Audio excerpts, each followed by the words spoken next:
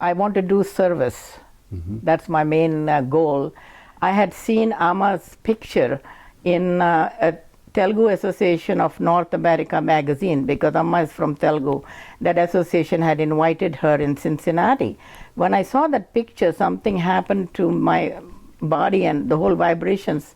I said, I've got to meet Amma. I have got to meet Amma Karunamayi. And that small little picture was there and it jolted me. Yeah. Suddenly I zoomed out of my body. And I have never met Amma Karunamayi on this earth. I went out of the body. I don't know if it was a different loka or was it an astral realm. I was there. My mind and my senses was there with me. Had you ever had experience with the Kundalini awakening? Not after that first one. But I've gone out of body, but not all the way up.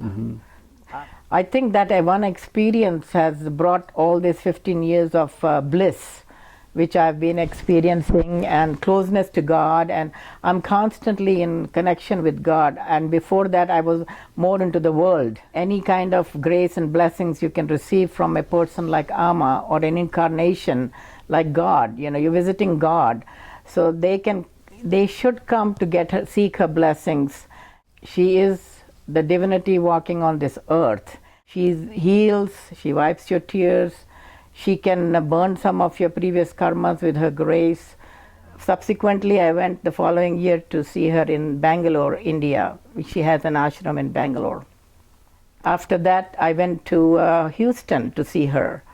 And her brother, I was putting my shoes on or something on a bench, and her brother came and sat next to me and said, how would you like to host Amma?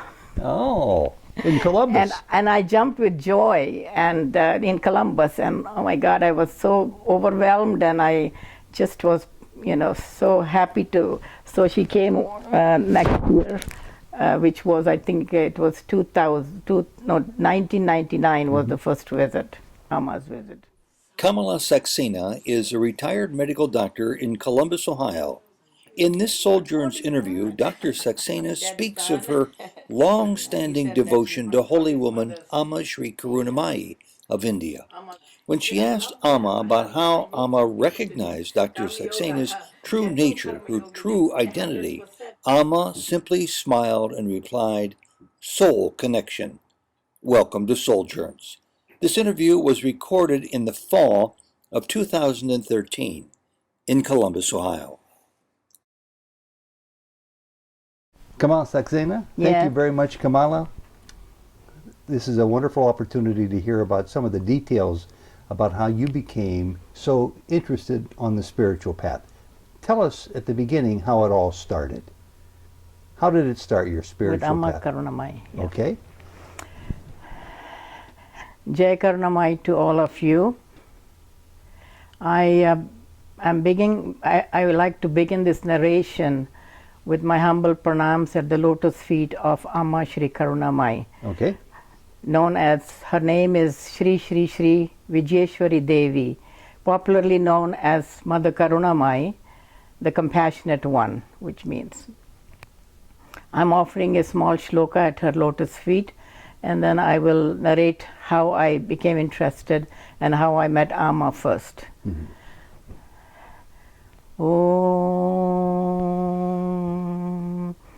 Sarvamangala Mangalye Shive Sarvartha Sadhike Sharanye Trayambake Devi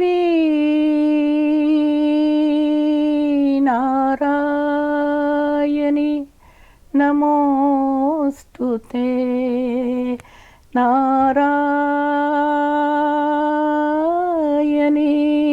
Namostute Shri Karunamayi Namostute Shri Karunamayi Namostute. Jai Karunamayi. Jai Karunamayi. About 15 years, 14 years ago, 15 years ago, I was invited to attend a Satya Sai Baba speakers meeting at somebody's house. And I told my husband, I just have this intuition that I've got to go and see this person and listen to his talk.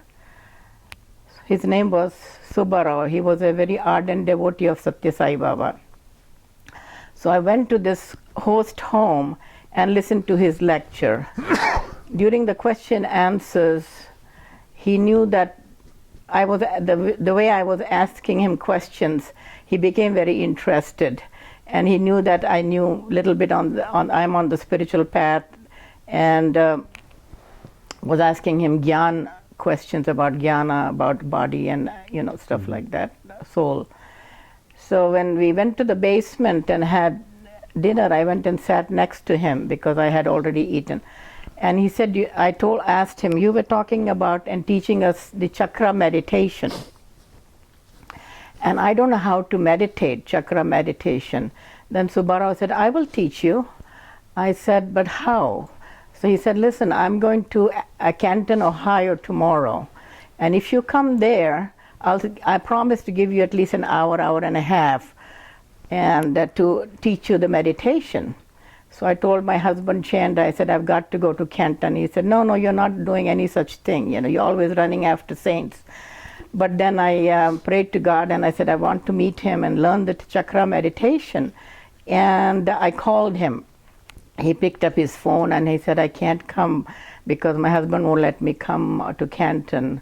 So he said, don't worry. I have to take my flight back from Columbus, Ohio.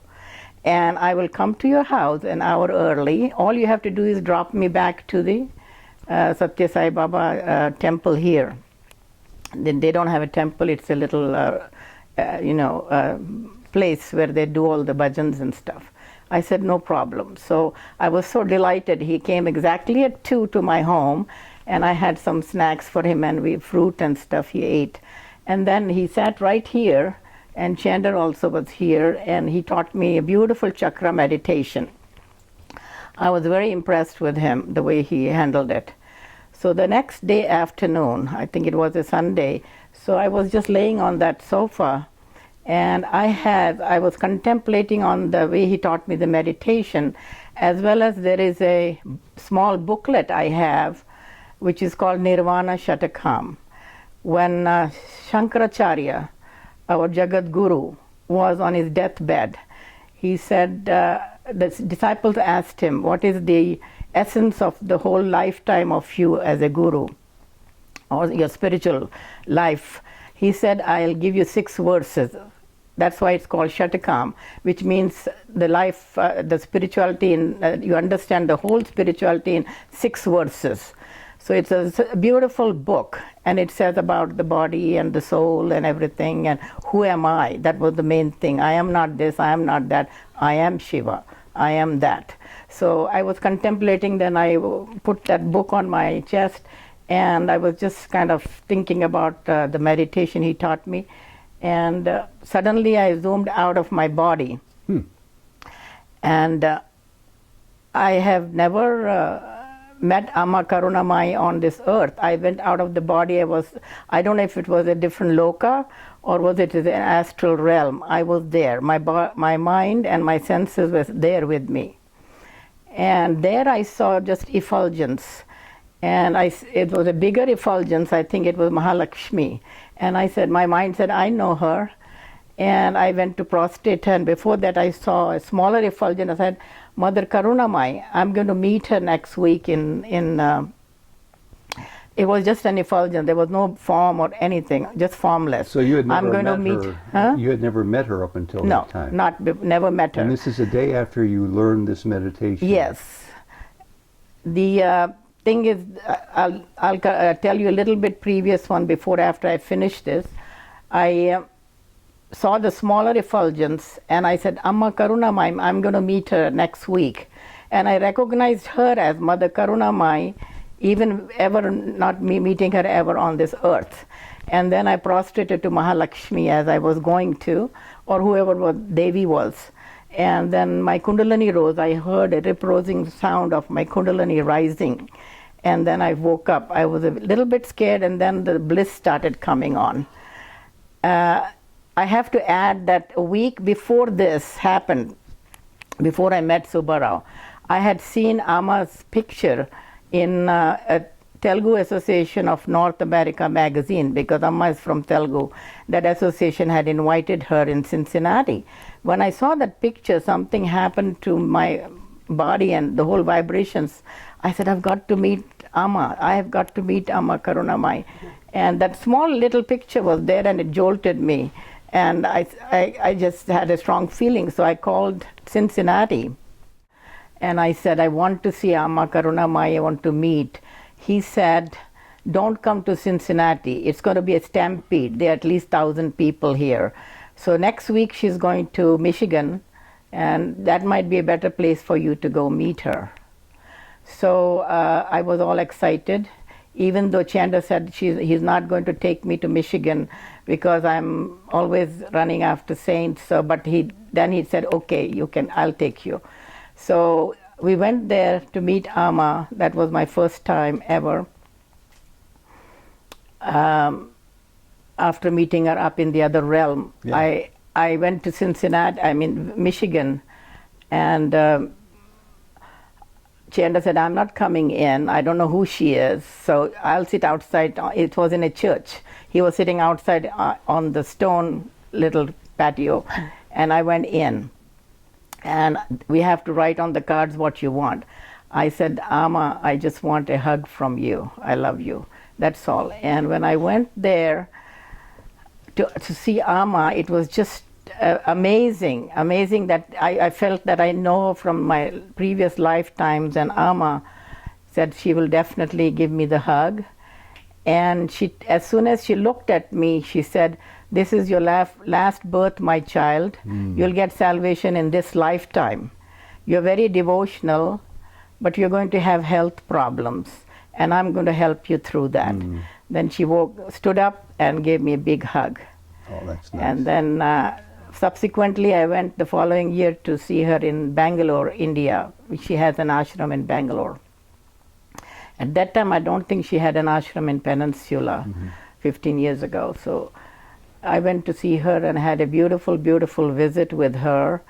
And the third year after that, I went to Houston to see her.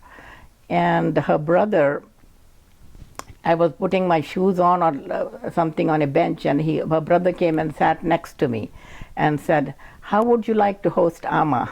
Oh, in Columbus. And I jumped with joy and in Columbus, and oh my God, I was so overwhelmed, and I just was, so happy to. So she came next year, which was, I think it was 1999 was the first visit, Amma's visit.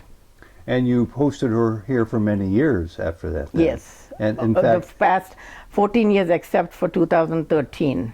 I'm aware of people who go to Amma and say, I would like to host you in our city, but I've never heard Amma's family or brother coming to you and say, how would you like to host Amma in your city? And of course, it was our mutual friend Bob Burrows who shared with Jody and me who Amma is and that she's accessible here in Ohio by coming to your city to see her. Yes. And then he invited her to come to Cleveland, and she's been coming there.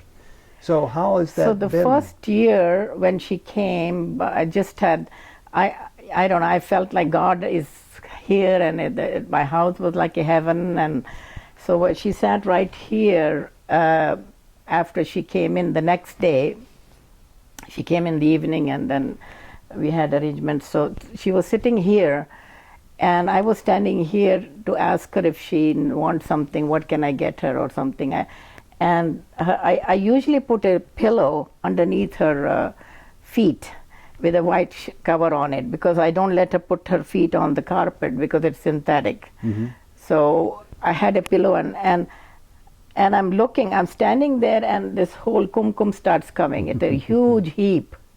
You saw it come? I saw it right there, coming and coming, big. It's increasing. And Amma, she said, she was smiling like playfully and said, "This is Durga's prasad, Amma, take it." So, and I said, okay. Then I wanted to pick up the pillow, and she said, "Let me put my foot impressions on that." It was a big heap. So we put and then I put the pillow here. So I had gone out, I was somewhere else, and some people called, and my husband, they said, "I heard Kumkum has come, Kumkum," and they came, and he gave them big Ziplocs, and a lot of people took it and spoiled the foot impressions, but that was the first time. And the next day after that, she was walking. She was very happy here. Very, very happy. And she told me later that she has never given Kumkum in any home or anywhere else in the U.S. except you. That's amazing. We've had 3 or 4 times Kumkum, big heaps, and then small from her hand, and Vibhuti. And the first visit, she started walking in my backyard, and I thought in my mind, there's so much chemicals let me get her chappals. So I went in to get her slippers for her so that she doesn't walk on the chemicals. And what I see was, I was awestruck. There was a squirrel, she was petting a squirrel, and the rabbit was sitting like this. And which is almost impossible to do. Yes, the squirrel so don't let you pet like that. But she was just petting the squirrel. Squirrel was enjoying. So you walked back and saw her doing I that. saw that. And her slippers in my hand, and Amma is petting a squirrel, and the rabbit is sitting there. So I said, "Amma, I've never." Then she came up on the deck and sat. I was sitting next to her, and she started asking me my date of birth and all that. And then she just suddenly stood up and came behind me, and she did this on my hand. Her blouse was here. Mm-hmm. She did this on my head, and akshatas, the yellow rice, started falling like crazy, big.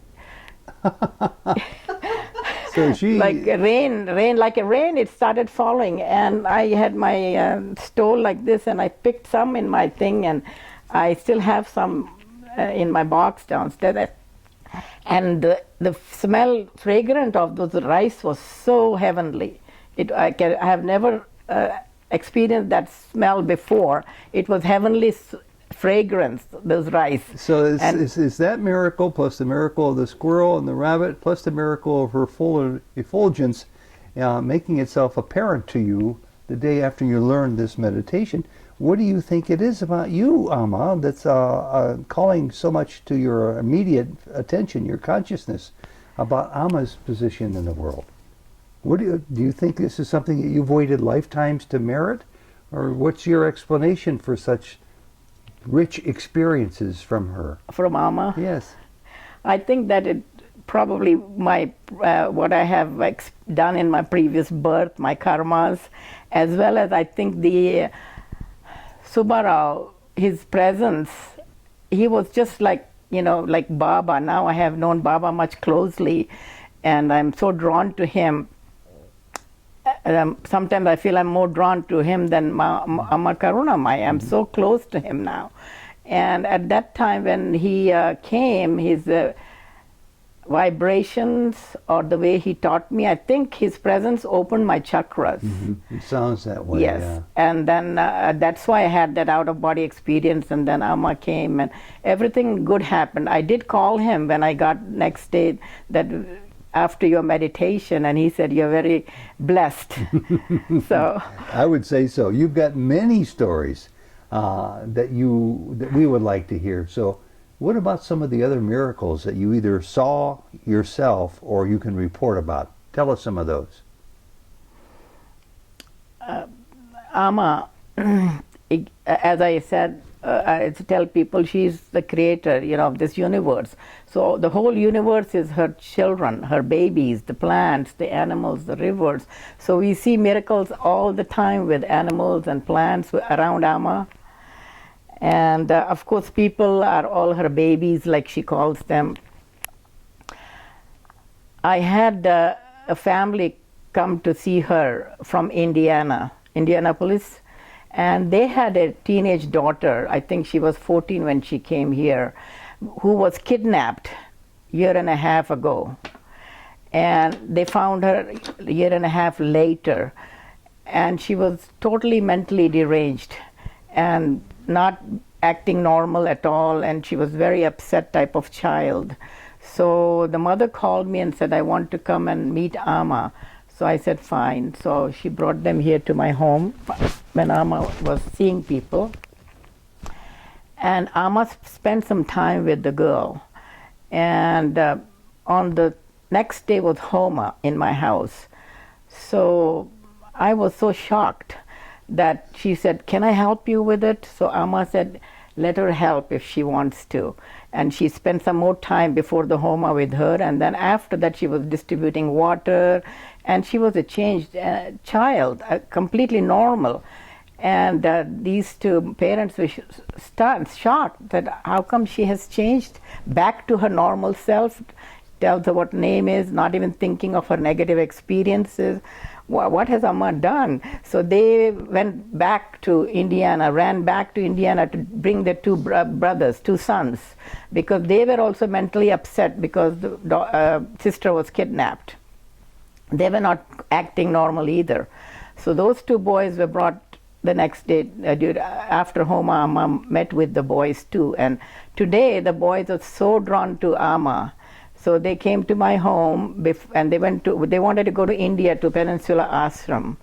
And so I gave them all the leads and everything and told them about India. So they have gone to Rishikesh, and they're just spiritually changed. They were transformed. They were not spiritual before. I asked them. They said, no, since Amma met and she took care of my sister and us, we are now drawn to her. So they went and met her in Peninsula Ashram. They are American family. That's great. Picault, Peter Picault and family. That's a wonderful story. And now the mother calls me every year saying, please tell Amma that she's on an honor roll. And now she's got into a very prestigious college. And her blessings have worked wonders. So there's so many other stories where Amma heals and blesses people. Well, tell us what it was like. You said you went to her ashram in Bangalore, but did Yes. you ever go to her larger ashram? I have not been there yet. All right. So yet, one day maybe, huh? Yeah. Because but she Amma invites, comes she invites here people to every come. year, and I am so close to her, I didn't go yet. But, Yeah. So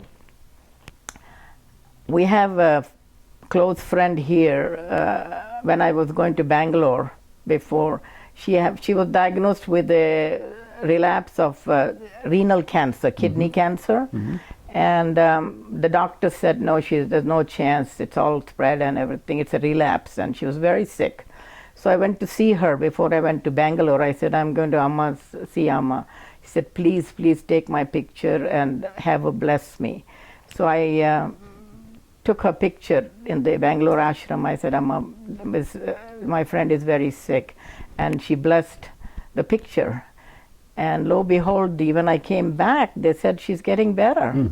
And until today, she's fine. There's no relapse of her cancer or anything. So her blessings can work wonders, if you have the good karmas. And this is a double blessing to you personally, too, because you were an intermediary on her behalf, and you are also a medical doctor. So yes. How does that impress you as a medical doctor, a woman of science, when it comes to the healing that many people seek due to their illnesses, when all of a sudden somebody like Amma can be there and heal without the use of science? When I have seen Amma and know about Amma, that she's the divinity walking on this earth, we are so fortunate that Amma is among us. I have absolutely no doubt that she is a divinity walking on this earth. She's an incarnation of Goddess Saraswati, and I've seen so much that is so much of her divinity that I have even as the physician, I believe that divinity can work wonders, blessings or grace, divine grace. It has happened with my own husband. So how can I not believe it? So how did it happen with Chander? Chander, he was diagnosed actually early this year, in 2013. He had a PSA rising. The rate of rise was up to 9. So that is a dangerous thing. So we got his biopsy done of the prostate, and they found a little lesion, early cancer, and the doctor said you have to go and meet the radiation oncologist. So we did meet, and he said you've got to have 6 weeks of radiation. There might be complications like incontinence, and the bowels are very close to the prostate, and they might have bowel problems and so forth. There can be plenty of complications, but you've got to do this. So Chandra said, okay, I've made up my mind, I'll get the radiation done. So when Amma first came here, I think in April, she came and called me. Why are you not doing the...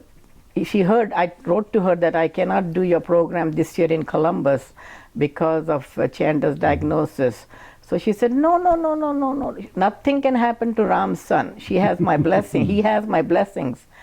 And she won't even let me say the word cancer, and she said, no, he cannot, he is going to be fine, nothing is going to happen to him. So Chandra said, I don't know how she's saying that when I'm ready to go for radiation. Yeah. So he said, before I start this radiation, let me go to Houston to play some golf there. He has a buddy who plays golf in Houston. So we were ready to go to Houston, and then his nephew, who lives in Austin, Texas, calls and said, I'm diagnosed, but I'm going to go play golf in Houston. So he said, no, Uncle Chacha means uncle. You have to get a second opinion here at MD Anderson since you're coming to Houston, because he said, no, I don't want any second opinions. I've got biopsy, everything is showing that. So he said, for my sake. And then I told him, for my sake too.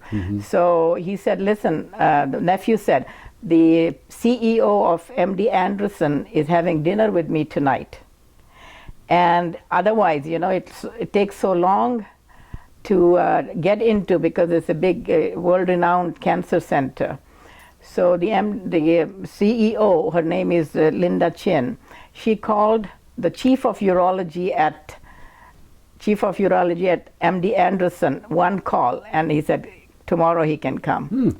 And to get into the chief of urologist, and we went there, and he examined him. Exam was normal. They repeated his PSA. It was 9 here, it came back to 6. And they did all the blood work, which was normal, the rest of it. And he says, there's no way you need radiation. You don't need anything. You're fine.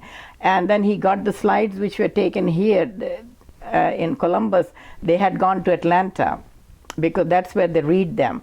So he got them by mail right away from Atlanta, and he said there's more of an inflammation than the cancerous changes. And it's so minute that you don't have to do anything, no radiation, no surgery, nothing. He must have been very relieved. Yeah, he was, and he couldn't believe it. Both of us were relieved. And then he said that, no, you just monitor every 6 months the PSA, that's all you need to do. So this was Amma's grace, that she said nothing can happen to Ram's son. His whole name at home is Ram, my husband. Her mother, he was born on Rama's birthday, so his mother called him Ram. But later, so he said nothing can happen to Ram's son. And so that came true. That's how I believe. That's a wonderful story. He must be very impressed with Amma's power, too. Now he does. Yeah, sure. I mean, but let me tell you that he's also drawn to Baba. He does his arti every day, and he never touched an arti thali. He never believed in spirituality till Baba came in our lives. Yes, and you have lots of Baba stories, significations, and symbols, and pictures, and photos, along with Amma, dreams here in this wonderful house. In fact, I don't know if you want me to say this or not. If the answer is that you don't, I'll edit it out. But it's certainly something that I find wonderfully fascinating, that when Amma comes to Columbus, she stays in your home. Yes. Do you feel pretty blessed by that? Oh,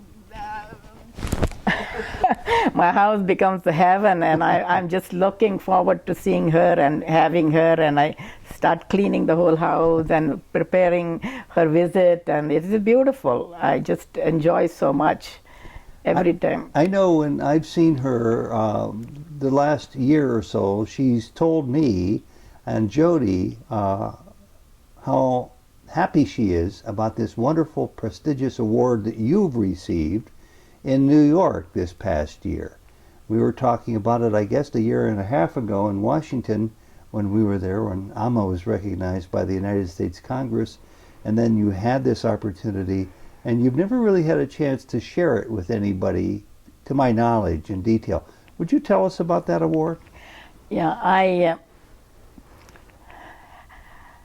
a few people, some of my friends had nominated because I have been medically pretty active, as well as community service wise and hosting. So this prestigious award, which is the most prestigious in the nation, I heard, about 6 presidents in the past have received this award, the astronauts and so forth.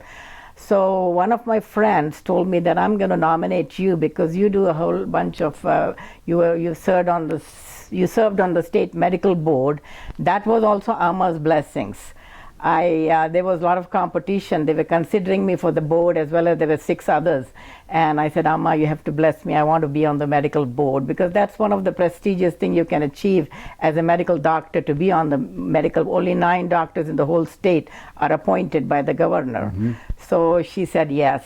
She blessed me, and she said, you have got all the credentials. So, and next year when she came, they appointed me the next year, and then she called me to the stage when she came, and she said, I told the people how Amma blessed me to get on the medical board, because it's not easy. Especially I was the only ever pediatrician to be on the state medical board. Usually there are surgeons and internists and so forth. So they know me medically. I have been the president of the Physicians of Indian Origin, and during that term I have invited the Secretary of State and so forth to address our concerns as physicians of Indian origin and the community. And I've also held free health fairs every year for the whole community, actually, not just for Indians. In the Marriott, we used to do it for 4 years. And so this friend of mine said, you've got all the credentials, let me nominate you. And what is this award that you won that you were nominated for? The Ellis Island Medal of Honor. Ellis Island Medal of Honor. Okay. Yeah, it's an ethnic coalition. People who make a difference in the United States, who are citizens, good citizens, as well as they preserve and honor their own culture and values from their country. I wanted to get that on record, since you had already been talking about the award, so we now know about the history of it. Yes. How you were nominated for it. And tell us what you must have felt Then like. I told Amma, I said, I want this award. Now they want to nominate me. She said, you've got all the credentials, and yes. So then the next year, I yet didn't get it. I applied, and there were 6 people who nominated me with good letters and so forth. They wrote to me and they said, you've got a very good credentials, so we're going to consider you for next year. So Amma, every time I went to see Amma in Houston, I wrote in a paper, Amma, I want the Ellis Island Award. She laughed at me all the time. And so I prayed also to God also. And Amma was the main person who knew that she blessed my application before I sent it in. Yeah. So she said, you've got all the credentials, and I'll take care of you. So then I was so excited that this year, 2013, they said that it's congratulations, you're going to be receiving the Ellis Island Medal of Honor.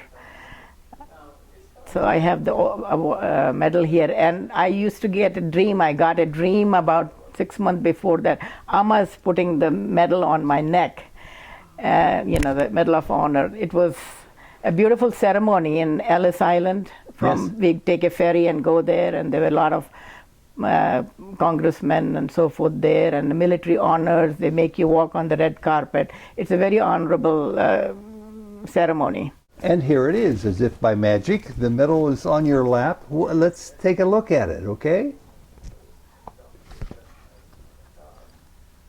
And so tell me what went through your mind when they announced you as the winner of this most prestigious award. I right away thanked Amma and Baba and all Divine, and I was just very, very, very happy to receive it.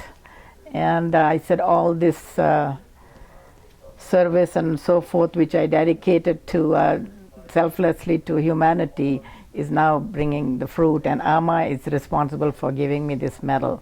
So I saw in the dream that she's putting this medal around my neck. So when I took the first time I saw her in Cleveland this year, she did the same thing. She put that. Did she? So that dream came true. Oh, how wonderful. You know, this is an amazing series of stories and miracles and awards that you have to share with us, Kamala. I want to know, it sounds like you started in earnest on a spiritual path when you learned that meditation about 15 years ago. What was your life like? Actually, I started on the spiritual path when I was a child, 5 or 6 years old. That's what I was going to ask. So you've been on the spiritual path for a long time. But I was more on the rituals, you know, doing pujas and fasting and putting flowers on the god. But I was always connected. I was a Krishna devotee when I was 6 or 7 years old. Mm-hmm. And my mother said, if you haven't had a shower or you're not, clean, don't come to the temple. So I used to, upstairs we had an open terrace. So I made a little temple for myself upstairs. I said, how can she tell me not to come to you, God? And I made my own place. I used to pick up a lot of jasmine flowers every morning and decorate my little temple. Only one picture there, Krishna. You found a way to do with God. And then I got into fasting and so forth. Well, then it sounds like 15 years ago your spiritual life took a sharp turn. Yes, in a way, on the Gyan, the knowledge path. The knowledge path. Who am I? Right. So can you talk about, I don't know how much your life has transformed in this last 15 years, but talk about how your life has changed with Amma, with Baba, with this path coming to you, this path of knowledge. Changed means I'm putting their teachings like into practice. Mm-hmm. I hardly ever argue with Chandler, my husband. Before I was used to be. Now I take it in a different light. That's in great. a knowledge way. I keep analyzing every situation in the knowledge path, the karma. You know, if my son doesn't talk to me nice, it's all karma. Mm-hmm. And so I still bless him. And I have become more peaceful, and I don't talk negative about people, because I said that's their path, and mm-hmm. they're on a different level of evolution. Why should I don't like to talk. Before I did that, oh, she's like this, he's like that, you know. That's I don't do that anymore. It has transformed me, and I see everything in Vedantic light. Mm-hmm. So your knowledge of the Vedanta, your knowledge of karma, its ramifications for each and every one of us, how it plays out, you are looking at those individuals and their behavior from a position of equanimity, because you know there's nothing you're going to do to change that karmic experience for them. They sort of have a prescription to act that way, to speak that way, but you don't have to. Yeah. The negative situations do come from time to time, but Baba and Amma, you know, I have to go through those things because of my karma, but they make it milder. Like Baba says, I give you a shot of tranquilizer. He does, always. And Amma does. And, you know, they make it easy. Tell me For about example, what's that shot of tranquilizer like? How do you receive it? I don't feel the impact. I don't feel the impact of that negative situation somehow. I used to, like my son, you know, he was in med school. And then he was in residency, first year of orthopedics. And then he said, I don't want this lifestyle for the rest of my life. I'm quitting medicine. So we went and got him from Henry Ford Hospital in Michigan. And we got him. He said, I want to do business like your brothers, Mama. They're grossing 20 million and so forth. And here you are laboring all the time as a doctor. I don't want to do the same thing. So he started, and then he got franchise. He sat home. He was pretty intellectual, but he was not street smart. So he got TGI Friday and Damon's, two franchises, and he opened 2 restaurants in Florida. He hired a headhunter through the lawyer and paid a lot of money to get him. And he said, you know, he believed in him, and he thought he'll manage them while I open the 3rd restaurant. So Chanda was his partner too. So this headhunter kind of pulled the rug under him because it was all cash business, and he put the cash in his wife's name and so forth. So both the restaurants started getting sick. So all my 32 years of as a physician, savings and so forth, we never had a separate account with me and my husband, both the same. So the bank pulled all the, because that was collateral. Sure, exactly. They took away everything I had, everything, all savings. Bills to pay and increasing debts? Yeah, and he was still had the debt, IRS debt. He was not paying payroll taxes, the headhunter, the manager. So then everything was gone, and you don't believe that if I was not on the spiritual path, I would have gotten a heart attack or nervous breakdown with everything just going vanishing overnight. But this supported me so much. I don't even feel, and I don't miss that money. I don't miss that wealth. I have never changed any lifestyle. Amma, Baba, the divine is always keeping my banks full. I never. Before, I used to be worried about how much is in my bank, what's happening to this. I have not been to the bank for at least 5 years. Well, Chanda does that. That's a testimony. So I think that was the shot of tranquilizer, that I didn't have the impact. But this had to happen because of my karma, or my son's karma and my husband's karma, whatever. Yeah. So tell us a little bit more about karma from your experience. How much are people uninformed about it? How much should they be informed about sort of what goes around comes around, and sooner or later you have to pay, we all have to pay for the debts of our karmic actions. Yes. I think the karmas, as you know, they are like 3 types. The sanchita karma, which a part of karma or the impressions you are born with on your soul, or the inclinations, those are your karmas. And everything which happens to you is the fruit of your own karma, everything. Nothing is just an accident or just like that.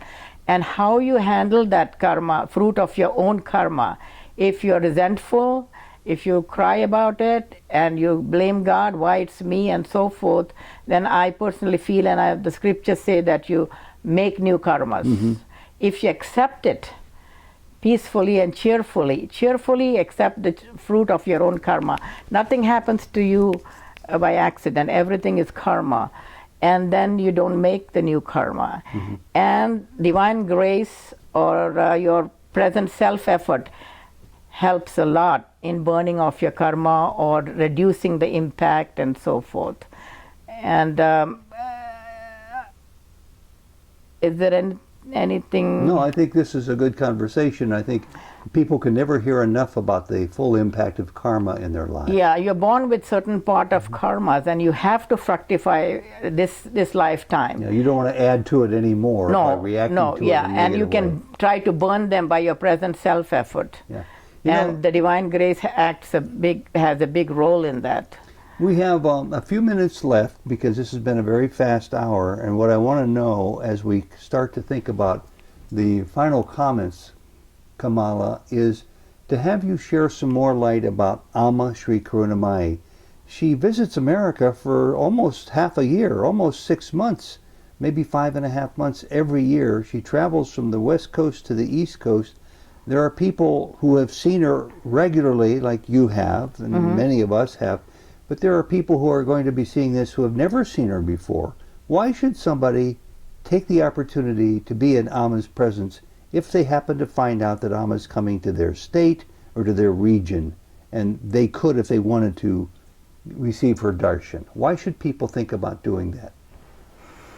Like I said before, she is the divinity walking on this earth, and any kind of grace and blessings you can receive from a person like Amma or an incarnation like God, you're visiting God, so they should come to seek her blessings, and especially the Saraswati mantra Diksha she gives to children.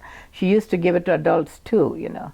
So there are so many of children with speech problems, learning disabilities. They have been cured after she writes the Saraswati mantra on their tongue.